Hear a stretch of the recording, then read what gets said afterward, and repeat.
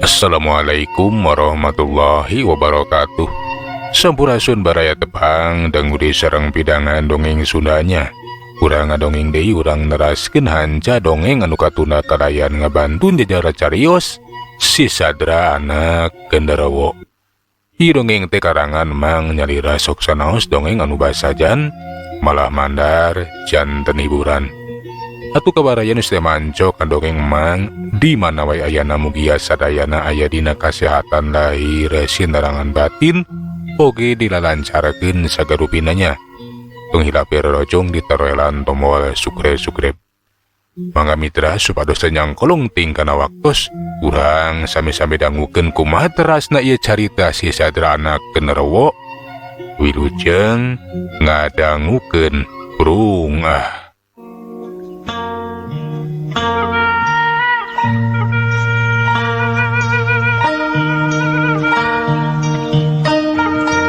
Mitra kaum dangu, gancangna carita lajuna waktu estu teu karasa. Kiwari teh geus nincak bulan purnama, pikeun urang lembur masuk rajeun biasa dipake ngabungbang, loba anu ngadon kalaluar. Pon kitu deui di lembur Cigadung. Wargana kabeh kalaluar we, meh kabeh cari cing di luar. Sedengkeun ari Si Sadra mah keur tugur we ngontrol kayan lembur da inggis ku keamanan lembur. Sedengkeun di alam siluman nyata di nagarana si Kunala Seta bangsa Genderuwo. Si Gunawang teh keur badami we jeung Ki Jaksi saparakanca. Sabab peuting eta teh bakal unta ka alam manusia pikeun ngalakukeun tindakan. Hayulah Mamang, urang indit ayeuna keneh. Aing mah geus teu sabar hayang buru-buru nempo Si Sadra kojor. Nyahayu Den. Mamang oge sarua geus teu sabar hayang ngalalajohanan Aden dina ngojoran Si Sadra. Aing mah yakin aing bakal unggul. Cikan-cikan nah Mamang yakin aing bakal unggul bisa ngungkulan Si Sadra. Mamang ge boga kayakinan Aden. Aden nu bakal unggul. Kangaranan Aden geus boga kakuatan. Heunya tina eta batu mustika jeung di kekuatan di Bapak Aden. Tangtu Si Sadra teh moal mampu. Pokona Mamang boga kayakinan Aden bakal unggul. Hayu atuh Mang. Ayeuna keneh urang indit yeuh. Ceuk Si Gunawang langsung ngajakan indit. Atuh bring wae harita teh.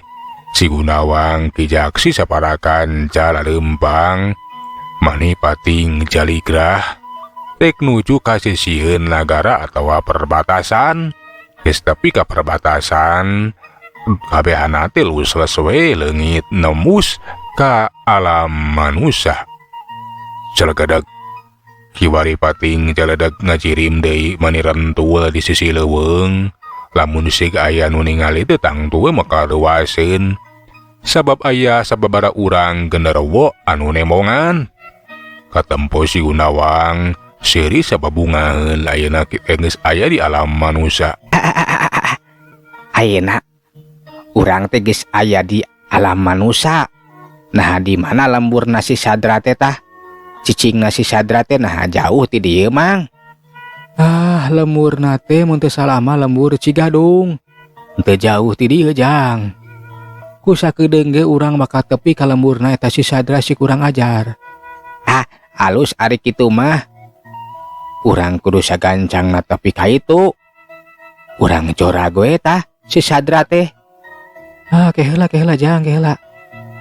Ayo keheula jang ulah gagabah Aden. Margi kapan lamun urang langsung ngajoraga itu urangnya bakal adu hareupan yang urang lemur. Keheula ande sekedap urang badami heula yeuh. Bener pisan. Aden ulah gagabah. Lamun urang datang langsung ka pilemburan tangtu bakal adu hareupan oge jeung urang lemur. Inggis we adu ngabantuan. Jadi ceuk Mamang mah leuwih hade urang pancing sina kaluar teh Si Sadra teh. Ngarah Aden teh laluasa dina ngungkulan eta Si Sadra. Sok padahal juga keur aing mah moal make sieun. Najan kudu nyang hareupan urang manusia oge. Keun wae nu mantuan mah urang kojoran kabeh. Ih, Jang. Ari ceuk Mamang mah leuwih hade urang nyangan tempat we. Anu marenah pikeun ijen jajaten patutunggalan antara Aden jeung si Sadra. Kukituna keun urusan Mamang jeung batur Mamang pikeun mancing kadatangan si Sadra. Sakitu ari ceuk Mamang mah ye. Nya heueuh atuh ari kitu mah kumaha mah alusna bae lah. Nu penting peuting ayeuna eta si Sadra teh kudu kojor ku leungeun aing. Mitra kaum dangu atuh gancangna carita pati Jaksi teh ngajakan ka batureuna pikeun indit ka lembur Cigadung. Tujuanna teh pikeun mancing kadatangan si Sadra keun we cenah rek ditungguan di tempat anu geus ditangtukeun. Kabeneran harita teh tidinya teh teu jauh aya hiji tempat anu parataran anu lega, kawas-kawas tegalan anu sok biasa dipake ngangon embe. Atuh Ki Jaksi sapara kanca teh geus kitu mah manehna leuntah. Tiluana teh ngarobah wujud kawas manusia we. Eta ngarupakeun jalma jahat nu rek ngagarong ka lembur Cigadung.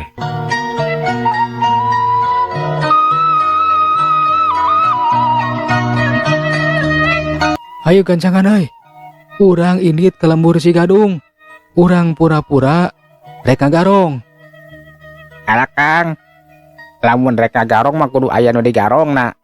Kumaha lamun urang teh geus nyulikan awewe lah. Kabeneran kapan urang teh luntak ala manusia. Asaku kabeneran pisan lah. Pang-pang meung urang culik we awewe teh lah. Ah, bener oge lah. Hanya mana sakalian we. Lian ti urang mancing kadatangan si Sadra ka tempat anu geus ditangtukeun tadi. Nya urang nyulik awewe we. Ayo tuturkeun aing euy. Ki Jaksi anu geus salin wujud jadi jalma biasa kawas jalma jahat make papakokean sarua hideung geus pating juringkang ngadeuketan ka lembur Cigadung. Basa tepi ka sisi lembur reg ngaraneuk merhatikeun kaayaan. Biasa nama euy lamun caang bulan masuk rame di lembur teh. Loba anu kalaluar. Ayo urang neangan wanoja anu keur luar. Urang culik. Aja Kang, ayo lah ayo. Ki Jaksi sapara kanca ngadodohon neangan para wanoja anu keur di luar. Kabeneran harita teh manggihan tilu urang wanoja anu katempo kawas anu keur ngalobrol. Katempo bari suka seuri gugonjakan. Atuh Ki Jaksi sapara kanca teh merhatikeun we nuan waktu anu hade rek nyulik eta wanoja. Hanyakalnya Kang Sadra teh tetela geus aya nu boga. Hatena geus paheut. Boga rasa nangtukeun pilihan ka Nyi Ana. Kacak-kacak lamun can nangtukeun pilihan mah abi marek balaka we terus terang wakca balaka kami kahayang kakis Kang Sadra. Kutan teh kitunya. Dalah abdi geus sarua. Memang Kang Sadra teh sakitu perhatianana ka urang dieu. Khususna ka para wanoja. Kapan kiwari ge manehna teh keur ngajaga keselamatan urang. Da cenah di lembur sajen maloba wanoja anu jadi korban. Nya ce, abdi geus sieun. Tetela geuning di lembur sajen mah teu aman. Untung di lembur urang mah aya Kang Sadra anu ngajagaan urang sarerea. Basa keur jongjon ngobrol teh kanyahoan aya tilu urang jalma nu pating curingkang pating corelat cung jeleng. Geus kitu langsung gupkap bawa manggul nyulik eta tilu urang wanoja. Ugu we atuh tilu urang teh mani pating jaleri teu sangka lamun marana teh geus aya anu nyulik. Sok sanajan jajeritan tapi maranehna teh teu walakaya. Sok komo langsung dibawa ngabalesat ninggalkeun eta patempatan. Atuh warga lembur anu sejenna ge ukur pating areret we jeung pada baturna nah aya naon cenah. Basa diudak ka sumber suara tetelan geus eueuh sasaha. Sedengkeun di sisi lembur, si Sadra anu keur ngeliling we ngontrol kaayaan lembur, barang ningali anu pating balesat bari kadenge suara anu ngajerit. Manehna teh kaget nah aya naon cenah jeung saha eta nu pating balasa teh. Aya nu pating balas sating sora awewe jajaritan minta tulung. Najan hawar-hawar sorana ku aing makadenge. Cilaka. Buah-buah jalma jahat anu sok ngaganggu gaguna sikap para wanoja. Cilaka ku aing kudu diudag gaya kieu mah. Kitu natil bari langsung ngajorelat balasat ngudag eta nu pating curingkang pating balasat.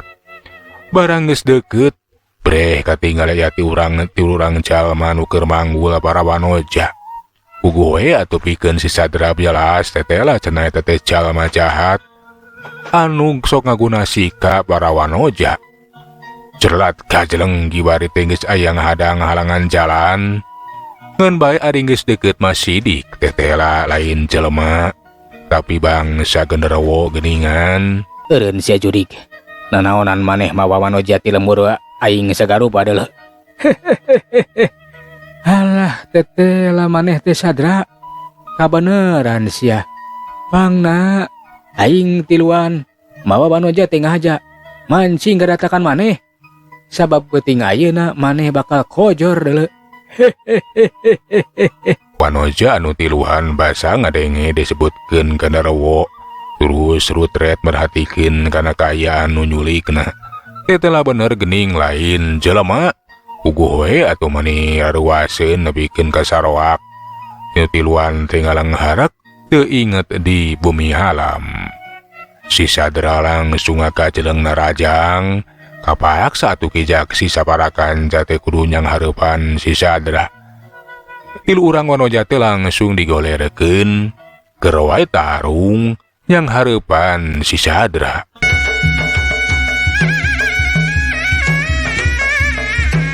Hiuk dampalengan si Sadra teh rek ngababuk kanu tiluan. Tapi nu tiluan teh gendak pada ngagajeleng ka tukang. Bari malas narajang kiwaris si Sadra dihurup ku tiluan. Kijak si saparakan jahayang nyaho nepi ka mana cenah kahebatan eta si Sadra teh. Tapi mitra kaum dangu najan dihurup ku tilu urang genderuwo. Pikeun si Sadra mah enteng ngeunaker. Malahan mah kijak si garanjuk kaget. Sabab tenggelan si Sadra teh ngandung geteran kekuatan anu para luar biasana. Hawa tiis karasanya cep. Ngalantarankeun gerakan kijak si jadi gajad. Atuh meh bareng tenggelan si Sadra teh keuna pisan kana sasaran. Yuk celebet jebrod. Bangkieung. Kijak si saparakan canga bangkieung kabeunangan. Sadar kana kayaan. Manehna mangan saukur mancing kena kedatangan si Sadra. Atuh gentak eta kijak si teh ngajakan baturna pikeun ngejahat ninggalkeun eta patempatan. Ayo gancangan tinggalkeun di tempat. Si Sadra, aya wani mah udag deuleu. Sabab si Gundawang geus ngadagoan. Si Gundawang nu bakal ngojoran maneh deuleu. Jorelat kijak si ninggalkeun eta pakalangan malahan mah bari jeung cacarita ditujukeun ka si Sadra. Pikeun si Sadra jadi penasaran barang disabit-sabit ngaran si Gundawang. Nah saha cenah si Gundawang deh.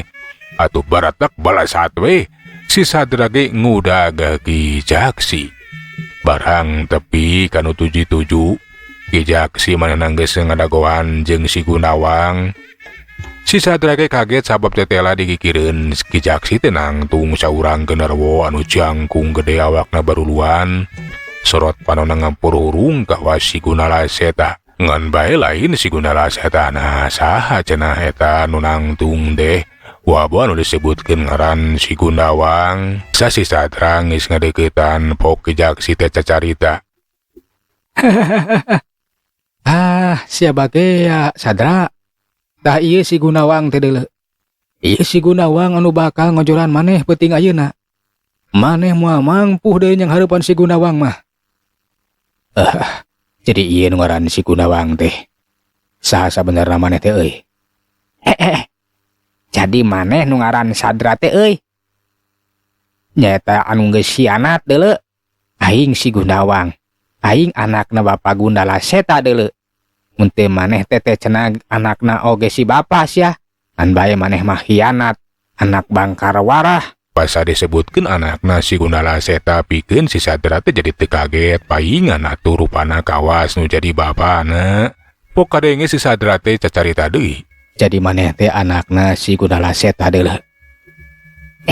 Bener sia. Maneh najan lancik aing. Tapi maneh teh geus sianat. Penting ayeuna maneh bakal kojor. Aing datang ka alam manusia ngahaja deuleuh. Pikeun hindak maneh sia Sadra. Lamun maneh geus kojor, aing bakal jongjon ngawasa manusia jeung jadi raja sia ngagantikeun si bapa deuleuh. Sok ayeuna mah urang tangtukeun saha di antara urang nu leuwih hebat, nu leuwih jago sia, kurang ajar. Kituna teh bari ngagajeleng narajang. Pikeun si Gundawang geus teu sabar hayang buru-buru dina ngarubuhkeun si Sadra.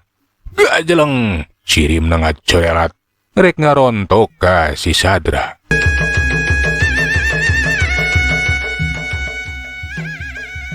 Tapi si Sadra ge teu cileureun gentak maneh ngagajeleng nyingkahan panarajang si Gundawang. Si Gundawang beuki panasaran, manehna musirikeun kakuatan kayaan jadi pikasieun.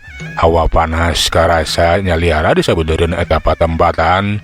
Angin oge ngadedak motah perbawa kekuatan si Gundawang. Atuh si Sadra ge manehna teh cececingeun sadar kana kayaan. Si Sadra anu geus ngawaris elmuna Kiceleng nyaeta ilmu tapak suci. Manehna gentak musirikeun kakuatan ilmu tapak suci. Bisa karasa sumebar hawa tiis ngalawanan hawa panas anu kaluar tina awak si Gundawang. Dua kekuatan dia nimbulkeun sora anu pating jeleger pating jelagur, matak pikasieun matak pikakeungeun. Dua ciri mengkaturunan genderuwo teh geus adu hareupan ngan bedana ari si Sadra mah kiwari geus balik deui ka jadi manusia anu utuh. Sedengkeun ari si Gundawang mah masih kene satengah manusia satengah genderuwo. Katempo harita teh si Gundawang ngacorelat ngabalesat narajang deui. Dua kekuatan geus bentrok deui. Kekuatan anu beda muatan diadu galagar jalagur nimbulkeun sora nu bating jalagur. Si Gundawang jeung si Sadra teh pada kuatna pada hebatna. Silih dorong silih banding pikeun kijaksi anu ngalalajoan manehna ge kudu muji kana kahebatan dua urang turunan genderuwo nyata turunan si Gundala Seta anu sakitu hebatna. Najan kekuatan teh beda muatan tapi sarua pada kuatna ari kitu nama kabahasapan. Eta si Gundawang teh geus boga kekuatan sapinuhna tinu jadi bapana. Pon kitu deui boga kekuatan tina batu mustika teh. Sedengkeun ari si Gundala ai si Sadra mah kapan ngawaris ilmu Kiceleng mutapak suci anu pohara luar biasa. Kijaksi nu nyaksian atau nu lalajo manehna teh kiwari mah mimiti entrepan kurasa hariwang. Sababaraha kali katempo si Gundawang anu ngabangkieung bari awakna karasa ngadeg-deg kawas anu kabulusan. Malahan masa sababaraha kali truntuyan panarajang si Sadra teh keuna pisan kana sasaran hiuk jebrot jelebet bangkieung. Walang siang si Gundawang teh terereh jajaten. Tete lah kekuatan si Sadra teh pohara luar biasana. Kekuatan batu mustika bisa diunggulan. Atempo kekuatan si Gundawang teh kawas anu sirna. Kabeunangan ku kekuatan si Sadra. Nah ilmuna naon nu dipake ku si Sadra teh nya. Ceuk Kijaksi ukur ngupat sajroning hatena. Bener wae mitra kaum dangu kekuatan si Gundawang teh kawas anu sirna katibanan ku kekuatan tapak suci. Malahan mah kiwari teh beuki kadese. Tapi si Gundawang teu ngantep kitu wae manehna musirkeun sakabeh kakuatanana. Geus kitu mah pating barasat tina sapasang panonna teh aya cahaya beureum anu ngajojog ka si Sadra. Si Sadra manehna ngebutkeun di dampaleunna wus wus antuk nama dua kekuatan bentrok nimbulkeun sora anu pating jalagur pating jalager. Bareng jagat awak si Sadra ngapelesat bari dampaleunna teh ditenggelekeun kana dada si Gundawang jelebet jengkang. Si Gundawang ngajengkang nepikeun ka manehna teh ngacerit Sorana ngagerem matak pikasieun.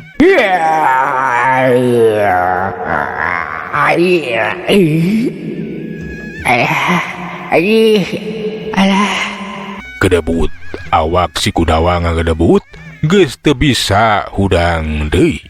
Dina kayan kitu aya nu ngacerelat ciri makhluk anu sarua jangkung gede baruruhan ngutayalian ti si Gunala Seta. Si Gunala Seta manehna nyaho lamun si Gunawang tetetela teu mampu ku kituna boga maksud pikeun ngahurup si Sadra. Ayo hudang Gunawang, si Sadra urang ngarabonan jeung bapaeum. Tetela si Sadra teh boga kekuatan nu hebat Bapak. Enya hayu urang hurup ayeuna mah. Piraku lamun dihurup kuduaan mah eta si Sadra masih kena bisa mampu ngungkulan urang. Si Gunala Seta jeung si Gunawang kiwari mambabarengan pikeun narajang ka si Sadra. Dua kekuatan digabungkeun diharap bakal bisa ngarubuhkeun si Sadra. Tapi pikeun si Sadra teh ieu sieun jeung gimir manehna musirkeun kekuatan ilmu tapak sucina. Geus kitu mah dua dampaleungeunna teh didorongkeun ka hareup mapag serangan jarak jauh ti musuh anu geus pating balesat. Dua kekuatan bentrok deui jalagur nimulkeun serangan pating jalagur. Wus tina dampaleungeun si Sadra teh kaluar hawa tiis anu kaciranya cepna.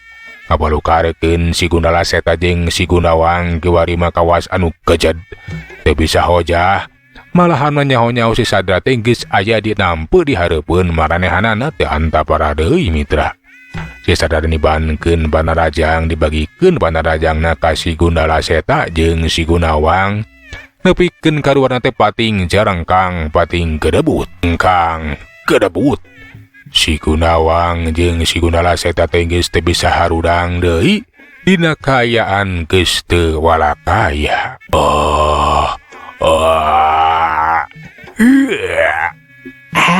Alah, Bapak tetela. Si Sadra teh hebat geuning. Alah, nah urang teh jadi kieu ieu teh. Oh ya, najan urang ngagabungkeun kekuatan tetela si Sadra teh memang luar biasa. Sok rek kumaha ayeuna mah. Hei, Gunala Seta. Teteh lamaneh teh keus ya hayang ngakalakeun ka aing. Aing jeung maneh geus lain-lainna. Wayahna ti beuting ayeuna maneh kudu janji moal rek ngaganggu ka manusia. Pon kitu ngaguna sika ka aing sia. Sadra. Ampura Bapak janji moal rek ngaganggu maneh. Oge moal rek ngaganggu ka manusia deuleuh. Wayahna. Lamun sakali deui ngaganggu aing marek mereh ampun ka maneh si Gunala Seta. Sabab aing jeung maneh geus beda ayeuna mah. Oke wayahna. Si emak kudu dibebaskeun. Lamun teu daek ngabebaskeun si emak, nagara maneh jeung maneh bakal dihancurkeun itu berudaskeun ku aing sia. Ceuk eta si Sadra maneh ngancam. Atu antuk nama si Gunala Seta oge nurut we kana kahayang si Sadra. Eka nyahoan ti manacol na nyaho celekedag we indungna si Sadra kiwari geus nangtung di hareupeunana. Eta nyayah teh didatangkeun ku si Gunala Seta diturutkeun we kahayang si Sadra. Sabab teu mikeun lamun nepikeun ka nagarana dihancurkeun mah pikeun si Sadra jeung Yayah Bunga sawe tetela bisa papanggih deui.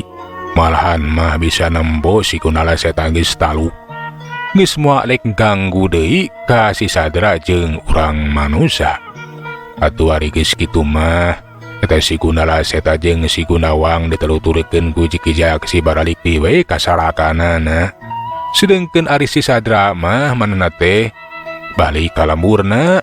Pikeun si Sadra Bunga sabab kiwari mah bisa bebarengan deui jeung nu jadi indung aya di alam manusia. Kancangna carita si Sadra jeung nu jadi indung teh hirup kalayan gabungahan di alam manusia bebarengan jeung Maici. Malahan mah kiwari teh si Sadra teh geus kawin we jeung Niana. Tetela najan si Sadra turunan genderuwo ku alapukahna Ki Celeng, si Sadra teh bisa jadi manusia anu utuh. Malahan manusia anu sok telang tinulungan ka sasama. Mitra, dongeng si Sadra anak genderuwo tamat deui ka dieu nya. Urang tepang deui dina carios anu enggah. Atuh manganunkeun tina sadaya baratosanana hapuntenna tina sagala kakiranganana. Mang pamit. Assalamualaikum warahmatullahi wabarakatuh.